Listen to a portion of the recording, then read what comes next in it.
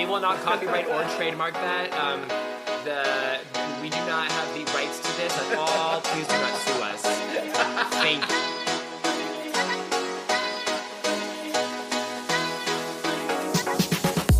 you. Welcome to These Unprecedented Gays, featuring Joe Granelli and Paul Smith. Don't forget to like, subscribe, follow, and review wherever you stream your podcasts. Check us out on Instagram at tugayspod and email us at tugayspod@yahoo.com. We hope you enjoy.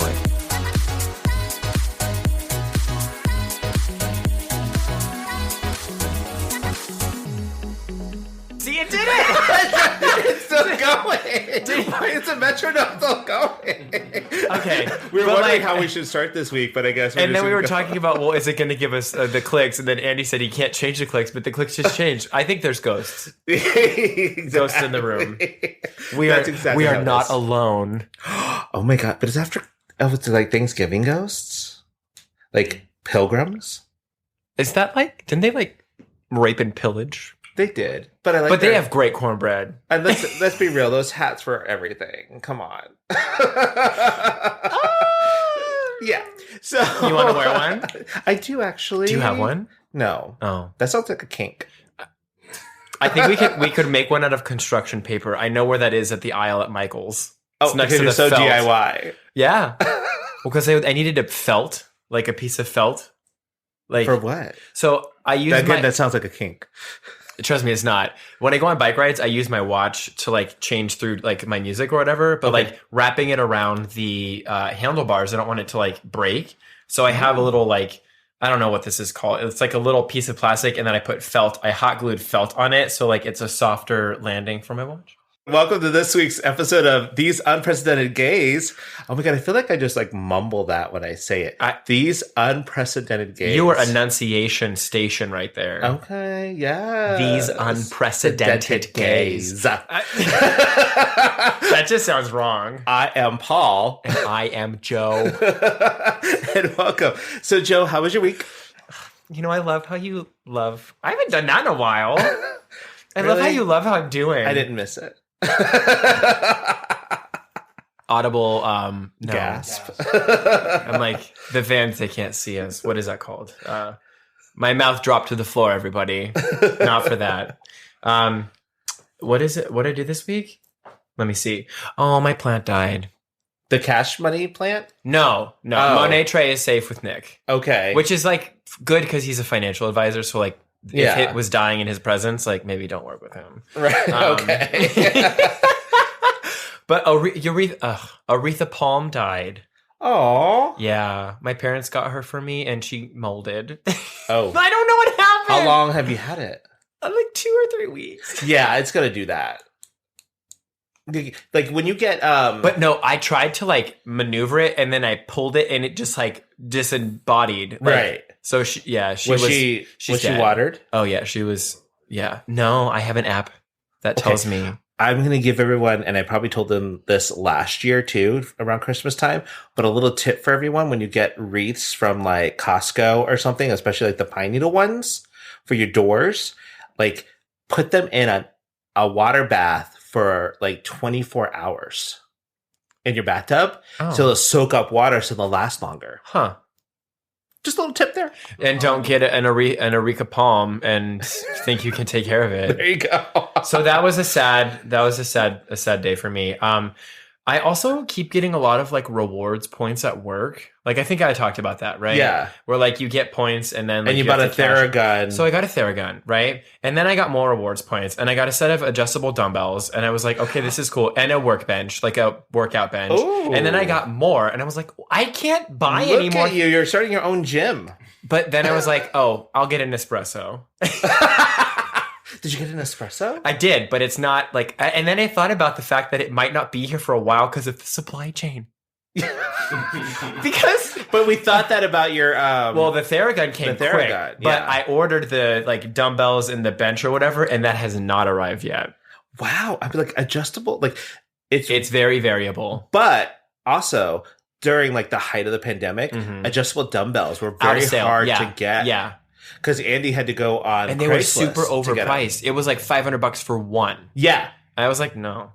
So he got lucky. He found them on Craigslist and was at a decent price. Did you have to do like a creepy Craigslist like drive by?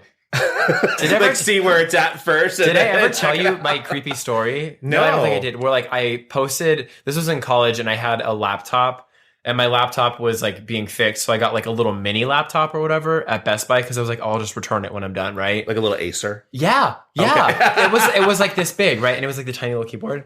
And so like I went and like I listed it on Craigslist, and then at like 2 a.m. I get a call from this girl. She's like, hey, is it still available? I'm like, what's going on? And so I was like, that was not available. But I was like, what? She's like, the laptop. I'm like, yeah. And so she was in like Upland or like some different part of town near Riverside. And she's like, well, I can give you like cash now. And I was like, okay. It's 2 a.m. in the morning. So naturally I called my cousin Val and I was like, hey, do you want to drive with me to Upland so we don't die? And like it was super sketchy at night, and like I'm like, I think I'm out front of your house, and like she came out and was like, do you have the laptop? And I was like, yeah. And it sounds like a drug deal. Yeah. So she's like, oh, I just want to make sure it works. And I'm like, okay, but like I need your money. She's like, here's my driver's license, so like it's legit. And her name was Michelle Barbie. Okay, that's not legit. It was legit. I guarantee I have a picture of it somewhere, and I'm gonna find it. Okay. Well, that's probably illegal because it's a picture of her driver's license. But it's probably expired now, so it's not. Those FBIs that are listening, please don't come and arrest Joe. Oh my God. How do we get on that topic? I don't know. Yeah, so Plant died. We went to brunch, which was really nice. You, me, and... That was a while ago. Wasn't that this past weekend? No. Yes, was it? With Ryan. Oh, that's right. We did go with Ryan. I thought you were talking about brunch for your birthday. No! I was like, wait, am my days wrong? Yeah, we went out with Ryan weekend. Brown, our friend who moved to Washington. Mm-hmm. And it was hot as fuck. Yeah, it was weird this past week. Like, it was like this heat wave came through, and it was not cute. No, I was not happy. I put up my Christmas decorations, and I was like, this is weird. Well, and also, I pulled out my sweaters, and then I started wearing them, and then I had to stop wearing them, and I'm like, get out my shorts again, and I'm like, really? Yeah. It's like pick a temperature. Right. This is how people get sick. Yeah. So we don't need that. No. And that's about it. Okay. What about you? Mine was boring. Oh. That's about it. You've been boring for a while now. I know. It really but that's okay. You have to have something. Nothing noteworthy? We went to brunch with Ryan. I like that. All right. That was noteworthy. It was. And it was new. Yes. So we're going to get into our next segment, which, we love right now, and we love every week. And it's, because it's what we're obsessed with and what's giving us life, and it's mouth to mouth. Mouth to mouth resuscitation.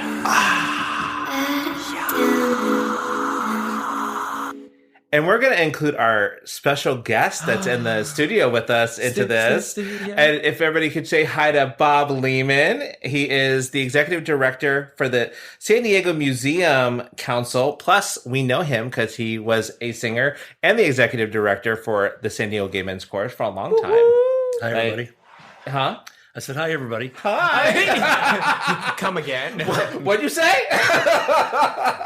We'll take this outside. Oh my God. Stop.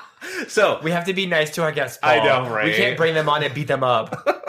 I mean, we could, but he's like a combat veteran, so he could probably kick my ass. Yeah. Maybe we should try this. It'd make a good video, right? I'll be like Chris Jenner, like videoing, and you could be like, what's the hip hop one that's like World Star or something like that, where they say that? I have no idea. Oh, you're so white. Hip hop. I am. All right. So, what are you obsessed with this week? What's things. giving you life? Well, I feel like whatever. So I got a new slim wallet for like $20 on Amazon. Oh yeah, you threw it on the table on brunch. It was like, look at that skinny legend wallet. It was like a $20 fossil wallet. Like it's not, but like my other wallet was very old, and so it was yeah. And it had like a magnet in it though, and it would always desensitize the like parking meter cards. So if it was validated, it would invalidate it. So it would see violence and it wouldn't be affected because Yeah. it was desensitized. Do you mean demagnetized? That too. Well, a magnetic is a sensation. So, like, I mean, when you get an MRI, you definitely feel something. It's that ooh-ah sensation. Oh, Monique. What's your other thing that you're so besides there's your wallet? a Christmas playlist on Spotify, and it's called Cozy Christmas Jazz. Oh, And it's I've been like putting it on and like dimming the lights and just like sitting and staring at my TV while it plays the Spotify playlist, and it's just like very relaxing. oh my god, you should play that, but also watch like the fire logs. Oh, girl, it's choked up. I have a Fire app on my Apple TV, and it crackles. It's See? so good. Yeah. You listen to that, you get a little Oh my like God. hot chocolate. Have a bubble bath. Oh, do you have one of those like big cozy like I can get blanket? one. No, I like- can't, but I can get one. Yeah, like see? a Snuggie. A Snuggie, yes. They Whatever stopped. happened to those? I was going to say, did they stop selling those? They only sell them at like CVS and Rite Aid now. I think. I mean, I'm probably. down. I'll go. I would like a nice holiday one. All right. Yeah. So, Bob, what are you obsessed with this week? What is giving you life? I've been watching. I think it's on Netflix. One. Oh. It's kind of Dexterish. It's or You. I'm sorry. It's called You. Oh, okay. You. I'm like- It's kind of a little bit like Dexter, but it's about a serial killer, and he marries another serial killer. And So you're on season 3 then, right? I just started season 3. Right. All right. Did you see the Laura Ingraham interview where like they're talking about it on Fox News and she didn't understand that was a show? She said it was. I think that people thought it was staged, and I was like, I don't. No, I so. think they're that. Yeah. It's Fox. So we watched the first season and then I don't think we watched the second or third because I was just like, That's such a Joe thing to do. yeah, I know it is. Is that all you're obsessed with this week? Is that- You know, that's that. I'm yeah, just so fine, busy with fine. work, so Yeah. that's about all I can all right. handle at one time. So I have 2 things that I'm obsessed with. Okay. hit So us. the first one, I'm just now obsessed with it because we just started watching it, but it's called The Dog House UK and it's on HBO Max. And it's about this place called Green Meadow or Green something or other. And it's a place where it's a shelter and they pair people up with dogs. And so you get to watch like as Is it people- real life? It's real life, yeah. So It like is real life. Okay. It's a reality show and stuff, and they went to this place for a couple of months and put in cameras and everything. So you get to watch as people kind of make that connection with dogs. And sometimes the connection doesn't work. Yeah. Sometimes people think they're ready for a dog and they're not. And it's just I cried 3 times during the first episode. Yeah. And it's like Okay, it's- add that to my list. Right. I'm It's a down. cinematic tour de force. I laughed, I cried. Oh. I went through the whole emotional range. The other thing I'm obsessed with is candy pecans. Oh, But I will tell you this, though. like the ones that you made? Yes, the one I make. Yeah, No, of those course. are good. Yes, they are good. It's like Christmas in your mouth. Okay, exploding in your mouth. All up in that party in your mouth. Come on, Clove. Come on, cinnamon. Come on, nutmeg. Sounds like strippers. Come on, allspice. Let's get candied. So That's my contribution. but can I tell you that pecans at the grocery store are so expensive? Can you pecant? I pecant. No? No. So, but like I got like a tried. 2-pound bag Oh, that's a lot. at Costco for like $11. Oh, okay, yeah. Which is really good That's pricing cheap, for it. yeah. Yeah. So I bought like 5 of them. Yeah, naturally. So now I have like 10 pounds of pecans that I need to make for Christmas. So- but we're gonna give them away. Like we're gonna do like little baked boxes of stuff, and we even got little stickers that say Pandy's Candies on them. Oh, I love it. So we're like, oh my god! Oh, that's right, because We're so gonna, cute. That's right. Are those the stickers you showed at brunch? Yeah. And then, that's right. So me and Andy, we're going to start the manufacturing operations and upscale so that Right. we can get mass manufacturing. I got it. Okay. Okay. What was it, a 6-month goal? Yeah. But the supply chain. Oh. Maybe Yeah. 6 years. So, all right. So we're going to talk to Bob Lehman because it's coming around Christmas time. It is? It is. And so we wanted to have somebody in the community that works with like nonprofits and everyeverything All the come in and things. talk about how the public can help out and maybe some ideas for Christmas gifts and things like that. So, Bob, why don't you tell us a little bit about yourself? Because currently, again, you are the executive director of the San Diego Museum Council. What does that mean exactly? So the Museum Council started probably a little over 100 years ago. Oh. It goes back a long time. Come on, Betty back White. when most of the museums were located in Balboa Park. Okay. And the leaders of the museums got together to try to handle problems or situations that would come up or work on things together that they would all go through and deal with. So that's kind of how it started. Today, it's a lot more about promoting museums and what they have to offer. Also creating collaborations between the different museums and different organizations within the community, like say the library or a music group with a with some type of museum or exhibition that's happening, something like that. Okay. So, and like, what do you do exactly for them? well, a lot of things. For instance, we just got through Kids Free October. So I put together all the deals from all the museums. So we have like 50 museums in the Museum Council. Also, we have aquariums and cultural centers too. But put together the deals that they were offering during Kids Free Month. This last couple of days, I worked with the San Diego Tourism Authority and a group, international college deans that are coming to San Diego next year for a conference. And I took their leadership group around to a bunch of museums in San Diego to kind of show them what we had to offer for when they come to visit. Oh, I saw that article on LinkedIn, on your LinkedIn. Right. Yeah. Oh, very So cool. that kind of thing. Just recently was helping the African American Museum of Fine Arts is going to do a exhibit next year called Freedom Riders. And I spent the last couple of months trying to find them help them find a location to put that on.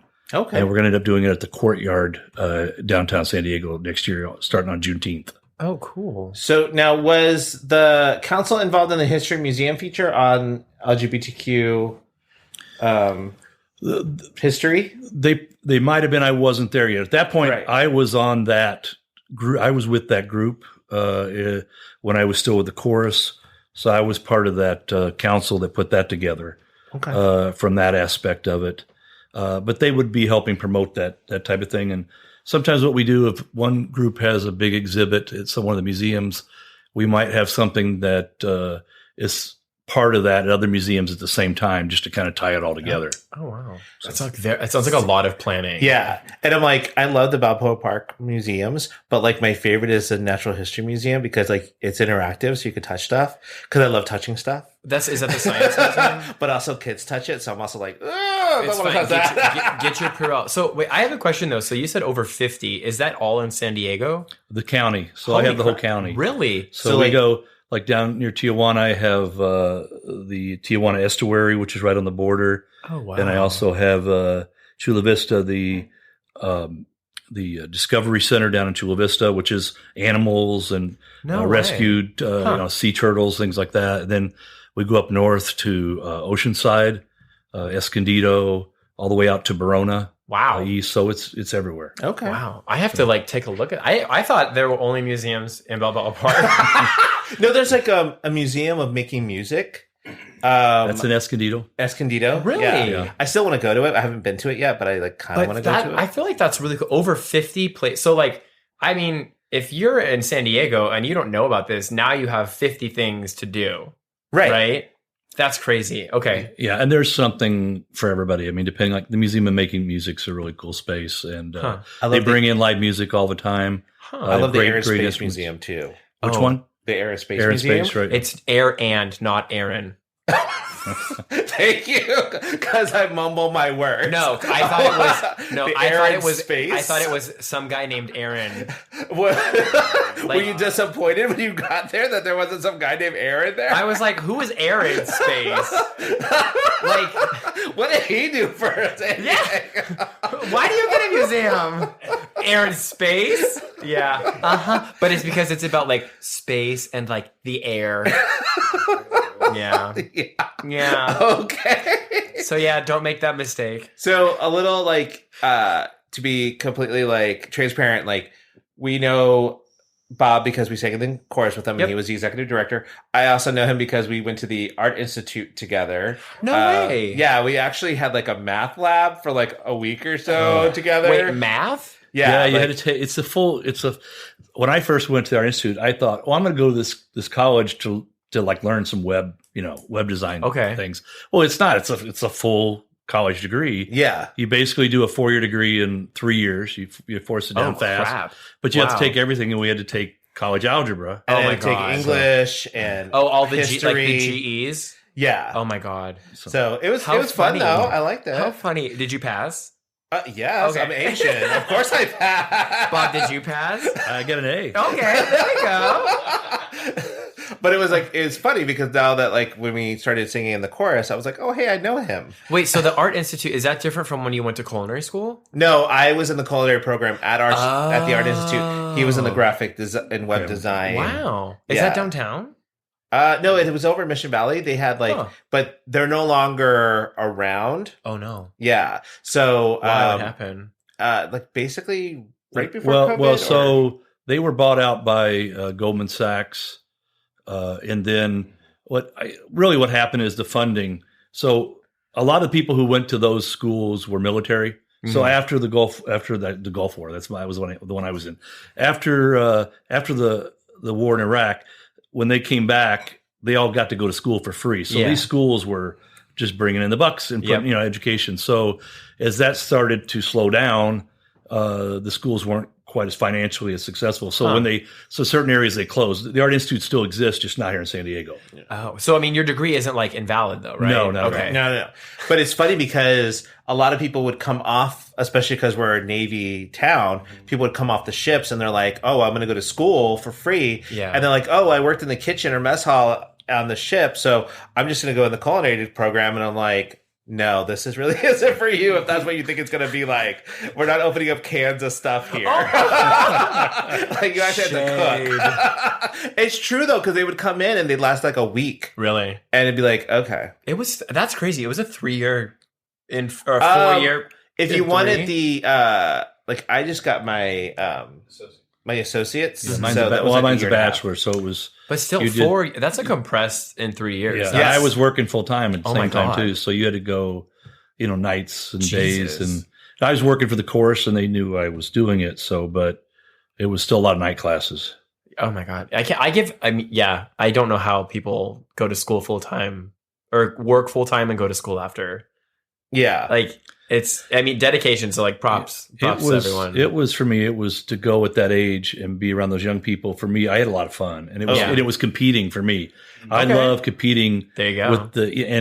With since you're more mature and you're more disciplined than you were at that age. It's like it was easy to beat these kids, and I loved it. And I would come into class and they'd go, I don't want to go after Bob. It was like, and it was. So I really enjoyed it, except for.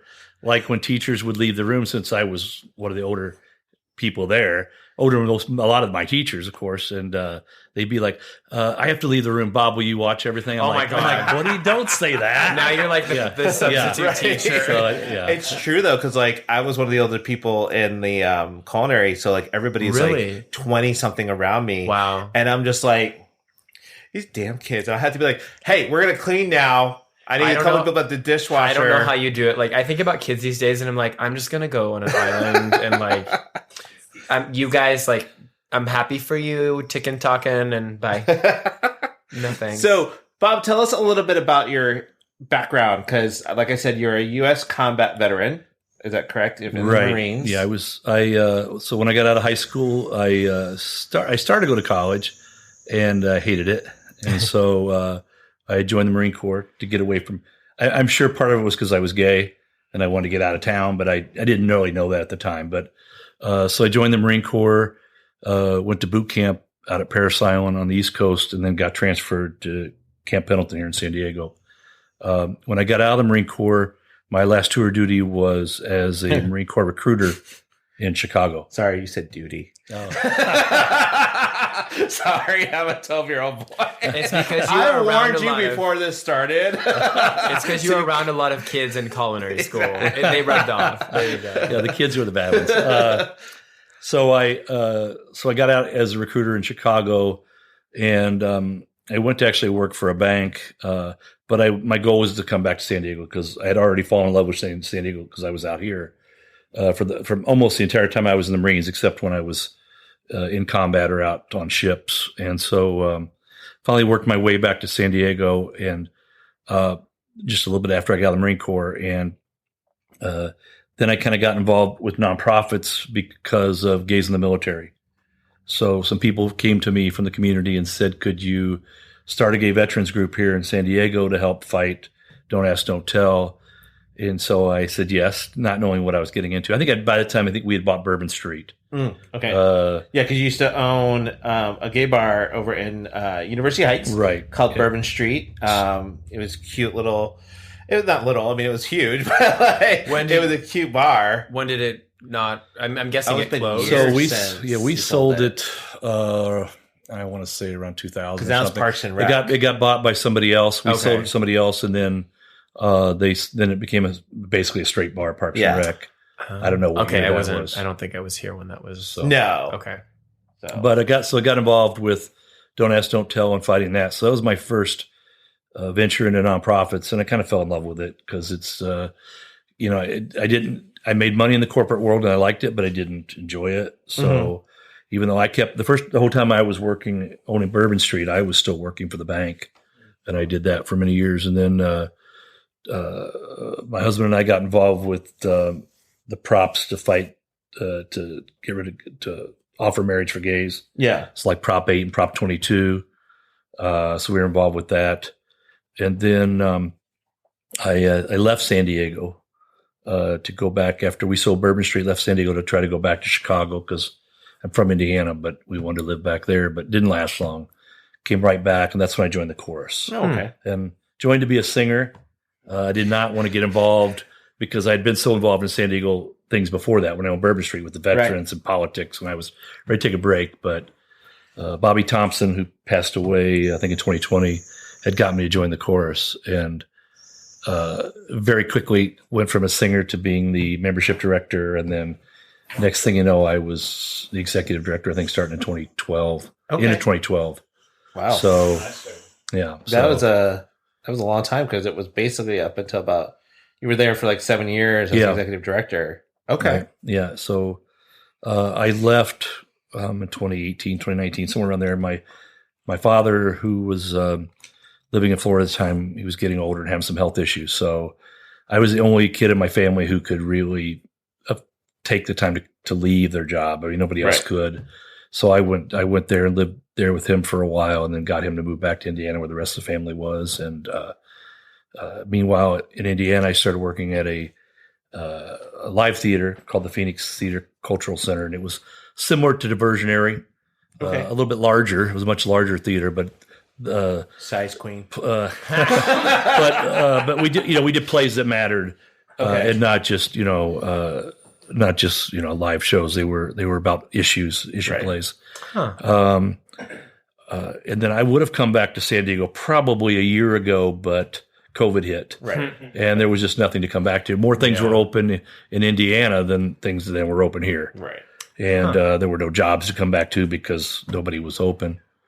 And then we finally realized we could leave, and but we were with family that whole time, which was nice. But and luckily fell into this job at the Museum Council. I was looking for something in the nonprofit, and it's very marketing focused, and that's kind of my background. And so the other reason they chose me was because of my diversity work with the museum, with the chorus, because, we had a diversity director and diversity committee way back before it was the thing to do. And so they were really interested in that and bringing more diversity to the museums here in San Diego. Okay. So Damn. This question is not meant to be shade, but it may come off that way, but I'm still going to ask it. And this is just like a serious question. So now that you're back and everything, is it hard to see somebody else doing your job with the chorus? And that's not shade. I'm not asking you to tell me if they're doing a good job or a bad job. It's just like, from your perspective, is it weird to come back and go, oh, it's, yeah, sure it is. I mean, I was, I was, when I left to go take care of my father, I was a little bit ready. I think there's a thing called, in nonprofits, there's a thing called, when you start an organization, founder syndrome. Okay. And though I didn't found the course in any way, shape, or form, I'd been there for a long time. And it starts to become yours, or you feel it's yours. And I think at that point, it's time to take a step back, because you start to take things too personally. You're no longer, you're not open to new ideas and suggestions. And because you're like, no, don't change what I've created. So I think it was time. I mean, I kind of reached a lot of the goals that I was trying to do, make the course self-sustaining, that it could survive with anybody leaving. Because the course back, I think when I left, it was about one person, and the goal was to make it about the people in the course, and that it's going to survive whatever happens. So yeah, sometimes I look and I go, I would do things differently, but I'm not saying everything I did was the right thing either. So, but I think the chorus is about, it really, people from the outside of the chorus don't see it. Very little of it's about that big show on the stage at the Balboa Theater. Mm-hmm. It's about the singers there and what the chorus does for them. Mm-hmm. It gives them a place to be, friends, family. And I mean, a lot of my job was doing things that nobody ever saw, and that was helping singers through different issues in their lives that had nothing to do with singing. And I wouldn't trade that for anything. It was great work. And I whenever I'd get tired or upset about work or whatever, then I'd just run into one of the singers and I'd be like, this is why I'm doing it. It's not, it had nothing to do with that. Right. But yeah, I choruses change constantly, those types of groups, any nonprofit does. And I think it's good. I don't like to see executive directors anywhere. I'm not trying to judge executive directors, but I think if you've been there more than 10 years, you might want to think about moving on to something else, right? Because let it have somebody new come in with the new ideas and go do something. Go help somebody else. I like a challenge too.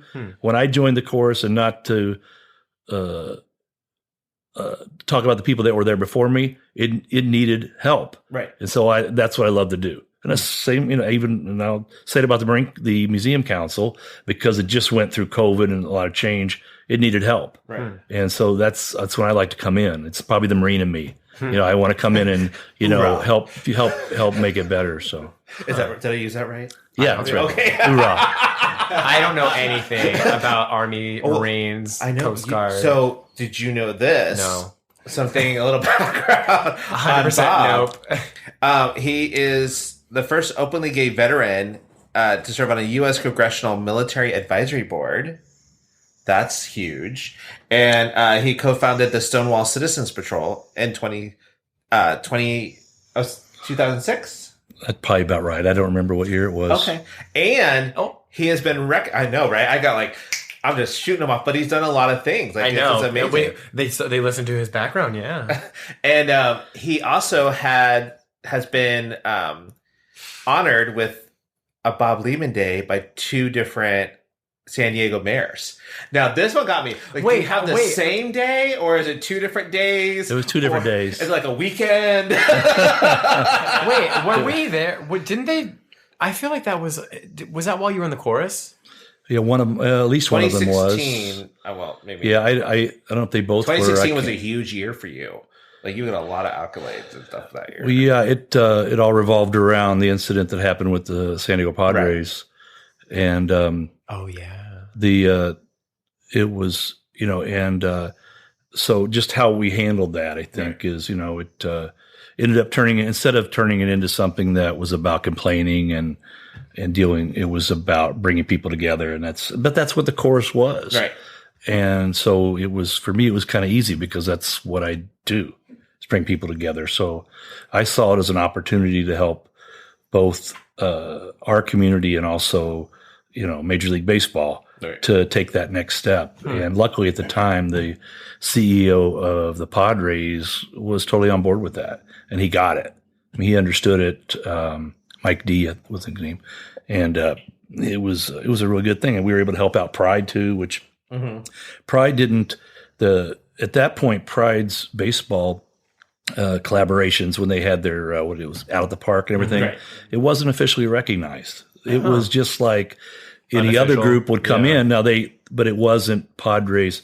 and because of that, now it is. Yeah. The Padres, things were going really well up and that happened, and then afterwards, so it just really built great relationships with pride in our community, and I think changed Major League Baseball and the way they look at it, and maybe other sports too now because of that incident. So what 2 days is it that is Bob Lehman Day? And do you get like free stuff? Like I want to mark it on my calendar. I don't even remember. Did you get a key to the city? No keys to the city. But you got like a plaque that says this day we honor blah blah blah. Probably is it like in fall though? Like at least a nice day, right? Like is it April 21st? Yeah, where all you need is a light jacket. It's San Diego. Every day is a nice day. Well, I don't know. You were here this past weekend during that heat wave. I was like, what is this? Oh, I love the heat. I just came from spending a couple winters in Indiana, so I'm happy to be back. Well, so when did you officially move back to San Diego? Oh, Which time? June. This June, probably. Okay, so not too long ago. I hit the ground running at work and have already, made a big impact there. Just because it's kind of shaking things up. And they're pretty excited about it. They're real happy with the changes I've already made and the new museums I've brought on board and things like that. I just am still blown away that there's over 50 museums in San Diego. Well, there's actually a lot more than that. Really? These are just members right now. Hopefully, if you invite me back in a year, I'll have 100. But there's because I'm trying to add a lot, and we're actually going to.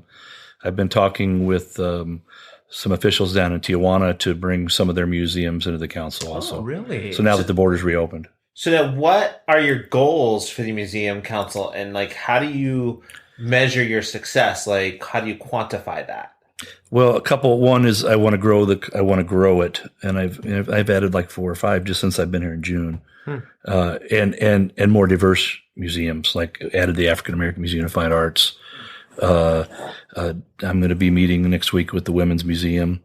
But besides growth, trying to make I want people when they think of San Diego. When people come to San Diego, they think of, the zoo and SeaWorld, and things like that. Beach, yeah. And I want them to think of museums, the zoo, SeaWorld, to bring that, more to people's attention. Because we have such a great cultural arts city here in San Diego. And a lot of people just don't realize that. Mm-hmm. We have a lot to offer. And, people who look, San Diego's a farm town or something. That's not. We're a major city with great institutions, and our museums are becoming even better, world class. Like the Mingay, who just went through I want to say a $58 million renovation. Oh, that's small. It's a huge renovation out right now in La Jolla at the Museum of Modern Art.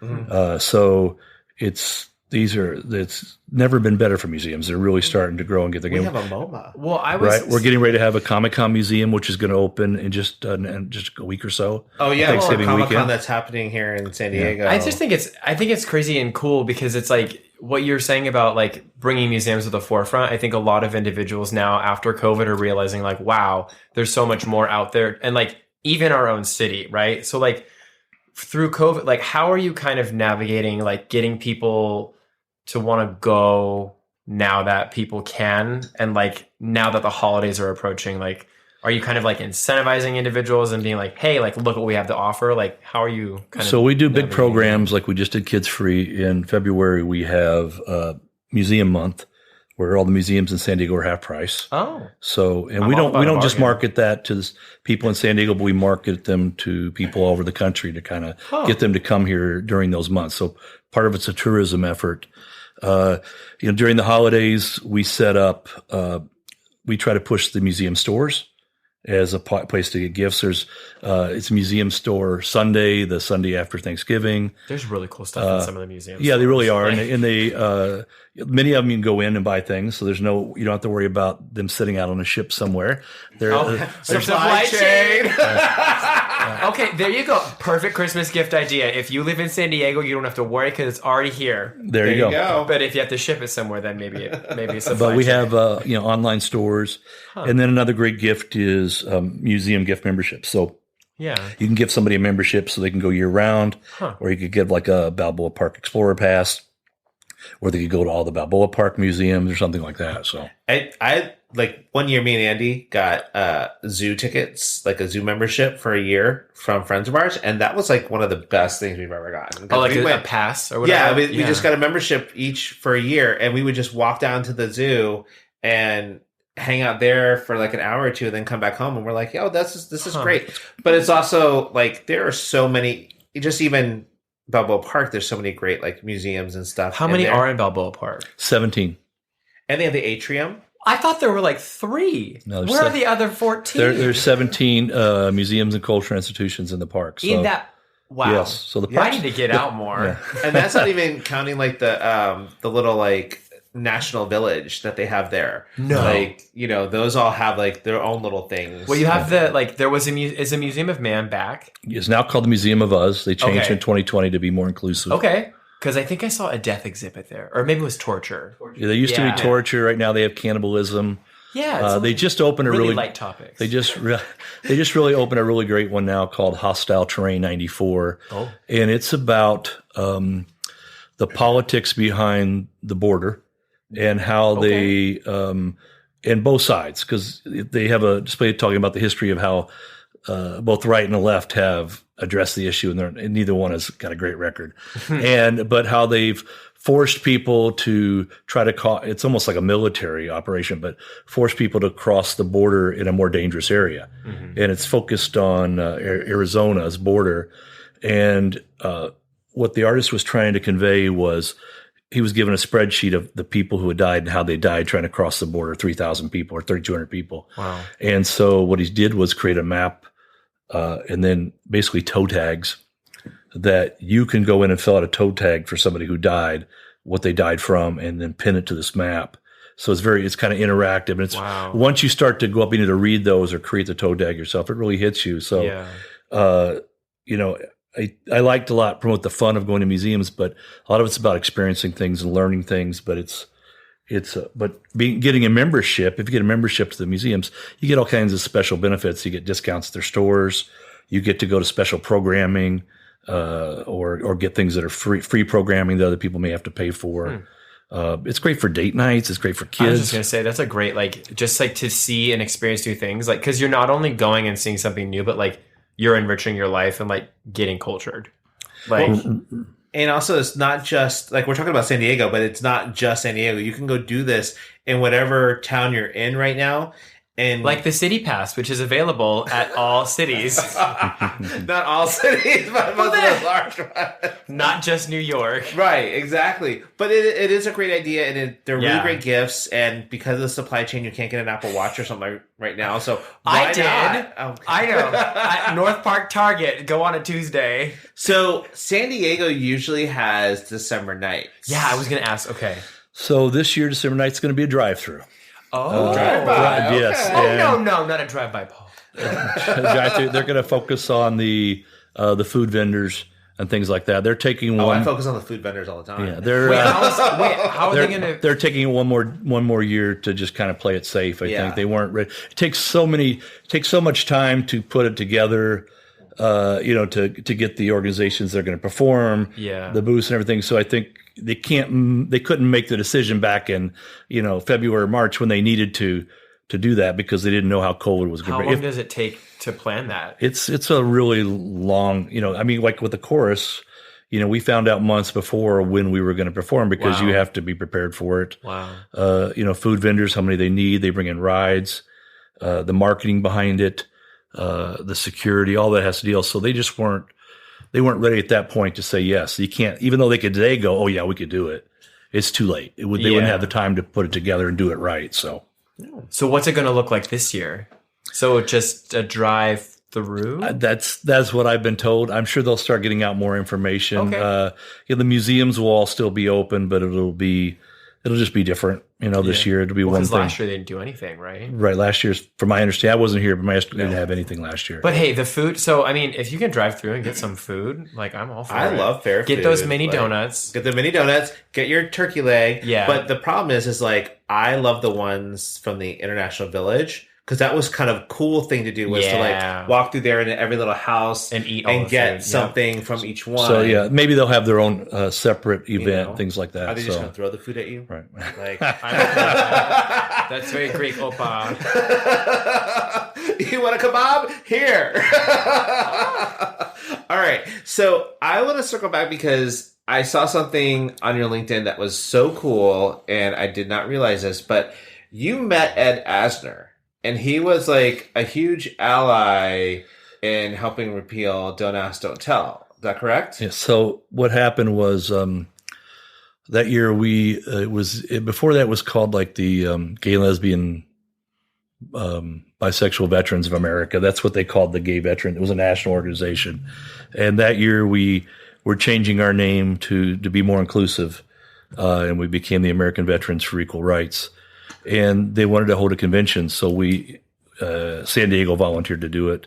And we were trying to raise the profile. It was a big lift the ban year. We had a Hummer all labeled up. What do you call that when you cover a car with that for lift the ban? And so that year a movie had come out with Ed Asner, and he played a veteran, and his son. He was dealing with his son being gay, and he handled it really well, and it was great. So, I kind of thought, look, if Lou Grant thinks it's okay to be gay and be in the military, then anybody would think that. I wanted somebody from that, and most people probably know that he was really involved with the unions, the Actors Guild, and so they've always been very friendly to the LGBT community. So we reached out to him, and he was up for doing it. It was great. He came out and spoke, and then took pictures with the veterans, and it was just really good to have. I think at that point, a person from the community, from the straight community, as an ally, come in and speak and on behalf of what we were trying to do. Oh, very cool. Who is Ed Asner? You remember Mary Tyler Moore's show? No, he does not. We're asking the wrong person. How about picture. What's Big? Yeah, the balloon, the old man and Big. That was his voice. Yeah, and they kind of made the character look like Ed Asner. Yeah. Oh. So there you go. They're in the But he was in Mary Tyler Moore and had his own show after that. So I want to get a little personal because you are married, and you and your husband Tom, correct? Right. And you guys were like one of the first, if not the first, gay couple who was legally wed in California. We were the first two men married in California. Okay. The two women who were the original plaintiffs were married the night before, because it had been their case. I want to say they were up in San Francisco, but I'm not sure. What happened was, Tom and I have both been active in Prop 22 and Prop 8. And Tom was the chair, I think, of Prop 22. I'll probably get him. Maybe it was Prop 8. He spent more time. I was still fighting the military thing at the time. As it became close, at both times we hosted the headquarters for both fights. When it came time to get the marriage, they came to us and said, "Would you guys like to be the first couple?" Yeah. And we had not even thought about it. We were so busy and things like, we knew we were going to get married, but we hadn't we really think of our marriage of when we met because we've been together for so long. But we said, sure, we do it. And since San Diego, our county office opens an hour before every other city in California. Oh, just happens to be. Wasn't because of a special reason. Ours opens at 7 or something like that. Everybody else's opens at 8. They didn't change anything. So they knew it was going to be the first one. And so, you guys. Yeah, it was you guys are. It was a pretty major story. It was an international story. What was weird, you probably don't see there, but there were protesters at the marriage. It was down at the courthouse at the county building, and there were a lot of protesters there and film crews from all over the world. So it was kind of a little bit of pressure. We were nervous because it was in front of all that, but it was, Or 2008. So now tell us the story of how you and Tom met, and we want like the Hallmark movie version. Like we want all the romance and everything. Well, so at the time, so both Tom and I are from Indiana. We are probably an hour and a half away from each other. We never met there, but when I was a recruiter in Chicago, I had been out on a blind date with a guy, and it didn't work. And we became friends, close friends, but we didn't hit it off. So I went to Sidetracks, which is the main bar, kind of the Sidetracks, kind of like the Flicks of. Or at that time, the Bourbon Street of San Diego. But anyway, like the Flicks or Moe's of San Diego. And it's a video bar. And I went there and I was a recruiter. So I had this leather jacket on that had a big Marine Corps emblem on it, which I really shouldn't have been doing because I could have been fired for being in the Marine Corps. But, so I went there. And then Tom, that same night, had been out on a date with a girl. Oh. So he was not out yet at all. And afterwards, he left his date and he went to the bar across the street from Sidetracks, which is called Roscoe's. And he went in there and they were doing I don't want to call it an occult night, but they had tarot card readers and things like on that night at that bar. And a tarot card reader, he wanted to read us. Now, he'd never been in a gay bar before. First time in a gay bar. Oh my God. And so it wasn't very crowded. And we knew you were coming. She started reading his cards and said, "You're going to fall in love." Well, now with the girl though. But he was like, he knew it was fake because he was dating women and didn't never even been in a gay bar before. He came across the street to Sidetracks, and we met there. He saw me in my jacket and being kind of a corny Marine, but we met that night and.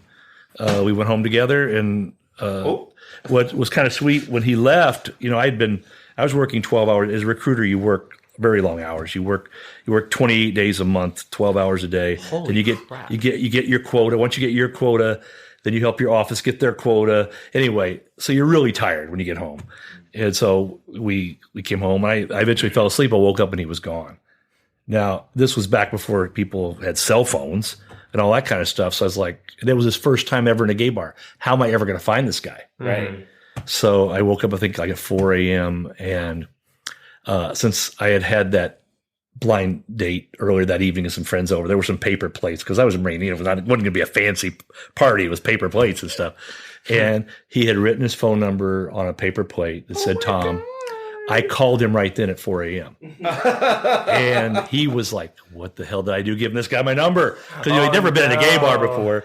But we ended up getting together that night. And we still have the plate. It's in our little, Tom keeps all that stuff and it's in a little box. So because Tom was serving it up. Yeah, so that was, it'll be 29 years next May. I'm sorry. Did you say 29? Yeah, 29. Wow. So, that's almost as old as me. Oh my God. Ew.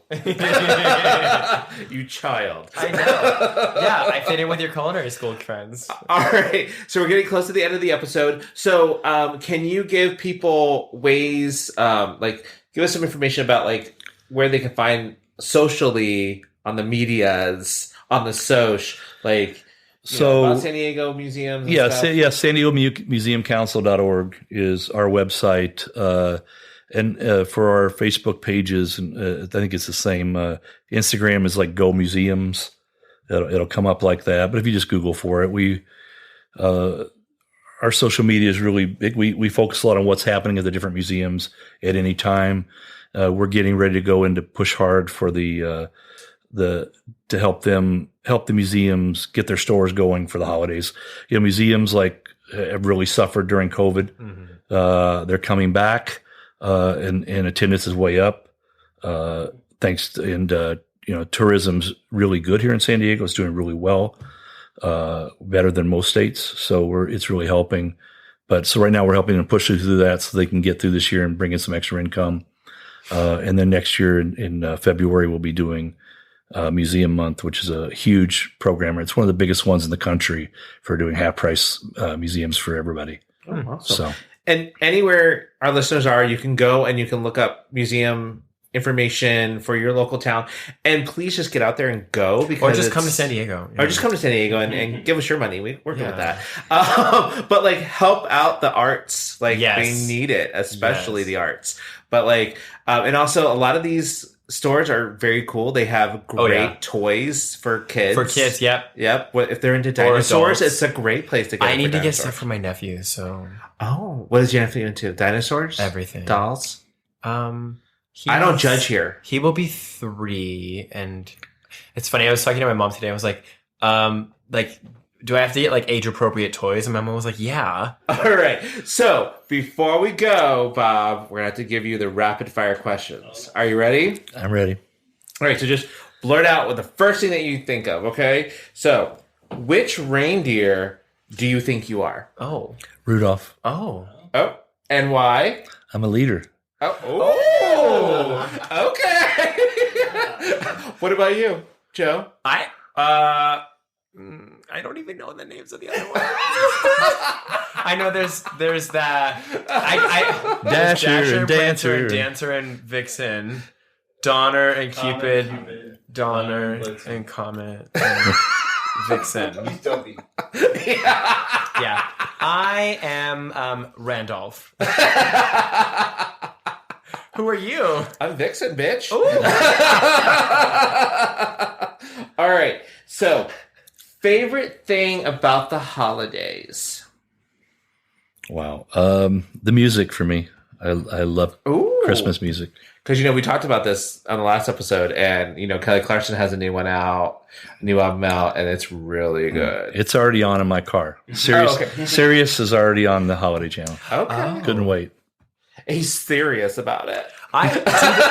Do they That was still a have? joke. Do they still have OutQ gay radio station on Sirius XM, or did they? I don't think they do. I think it's gone. Oh, this radio station was so good because they had the like talk shows. Lance Bass had a show. Doria and Something in the guy and the girl, Derek and Romaine. Yeah, Derek and They Romaine. were so good. But did they have dance music on it? Probably. Probably yeah. There's still a channel that has some programming like that, but it's not out anymore. Yeah, I stopped my subscription to Sirius after they got rid of. What's your favorite thing about the holidays? My favorite thing about the holidays, as cliche as it is seeing my family. Yeah, that's cliche. But like, just like the like togetherness and like, I just like the cozy feeling of like being with your friends and like your loved ones and just, why are you giving me that face? I'm like, who is this person? It's like a pod person over here. What the fuck? A pod?